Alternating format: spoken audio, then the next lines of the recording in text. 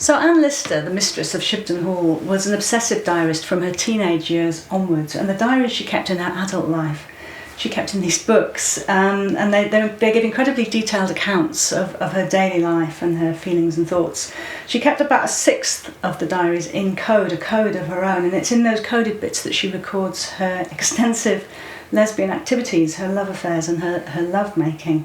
And I've read the diaries in extracts over the years and been absolutely enthralled by them. So to see the diary here in front of me, in the very house perhaps in which it was written, possibly, who knows, in the very room in which it was written, is just extraordinary. So this page of Anne Lister's diary is from September 1832, and at this point Anne is 41. She's kind of feeling in her prime though. She's had several love affairs, some disappointments in love. She's single, she's recently been travelling, she's returned to Shibden Hall and wants to kind of take possession of Shibden Hall as a mistress. She's begun to make plans to remodel the house and the estate.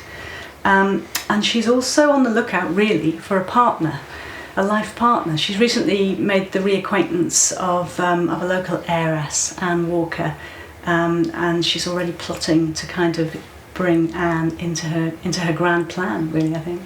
So this page is from 27th of September 1832, and here Anne Walker, the local heiress that Anne Lister has rather got her eye on, has come to visit Shibden, and Anne's been showing her around. She's been kind of showing off the estate a bit, I think.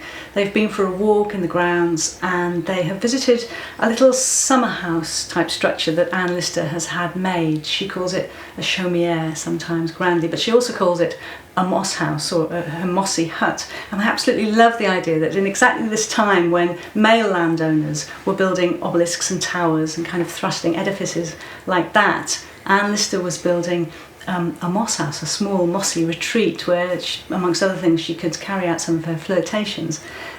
So she and Anne have spent a couple of pleasant hours in the moss house at this point.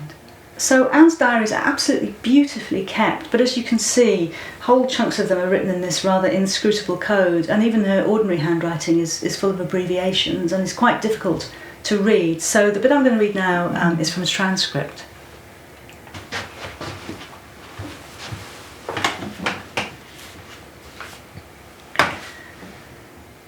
Miss W and I very cosy and confidential. On parting, she said she knew not when she'd spent so pleasant a day. I believe her. She sat and sat in the moss house, hardly liking to move. Of course I made myself agreeable, and I think she already likes me even more than she herself is aware. I really did feel rather in love with her in the hut and as we returned. I shall pay due court for the next few months. After all, I really think I can make her happy, and myself too. Well, said I to myself as I left her, she's more in for it than she thinks. And Anne is clearly a really fast worker, but you've got to admire her in a way, because she knows what she wants. You know, she wants a partner.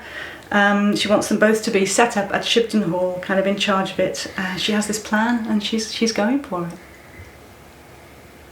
So just a week later, the two women are becoming a lot friendlier. Here on Thursday the 4th of October, Anne Lister has been to visit Anne Walker this time. She's visited her in the afternoon and has come back for dinner at 5. And you know, two women visiting each other, this is a woman and a man wouldn't have been able to do this. They wouldn't have been able to be alone together in a private space, a dining room and a parlour like this.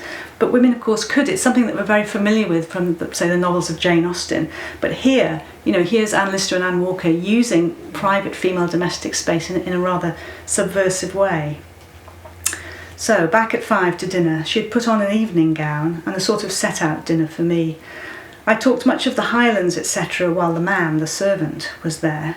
Afterwards, drew near to each other, and she sat on my knee, and I did not spare kissing and pressing, she returning it. On leaving the dining room, we sat most lovingly on the sofa. We let the lamp go out. Long continued mumbling, moist kissing. I pressed her bosom, then finding no resistance and the lamp being out, let my hand wander lower down.